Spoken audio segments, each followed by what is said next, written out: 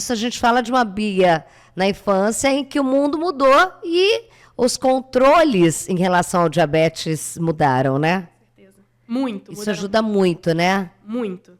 Se eu tivesse a tecnologia que a gente tem hoje de controle de diabetes naquela época, eu acho que seria ainda melhor. Assim, na época, minha mãe, ela fez muita coisa, ela foi, né, enfim, minha mãe e meu pai, né, no caso, eles tinham muito papel ali. Eu acho que com a tecnologia, seria mais fácil para eles.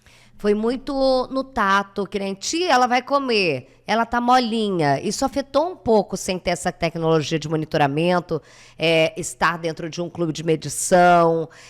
Isso afetou um pouco a sua infância e adolescência sem ter esses acessos que existem hoje, né? Assim, afetou no sentido de ter muito trabalho para os meus pais. Ainda tem muito trabalho hoje em dia para os pais e para as mães também. Mas o fato de você ter hoje sensores de glicemia, né? Você ter facilidade de medir a glicemia na ponta de dedo também, etc., isso ajuda a tornar o trabalho, a pessoa ter mais visibilidade sobre o tratamento. Por exemplo, antes eu media a glicemia só na ponta de dedo.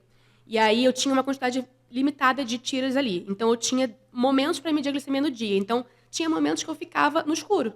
Então, hoje em dia, com o sensor de glicemia, eu não fico no escuro nunca, porque eu tenho um sensor ali medindo minha glicemia direto.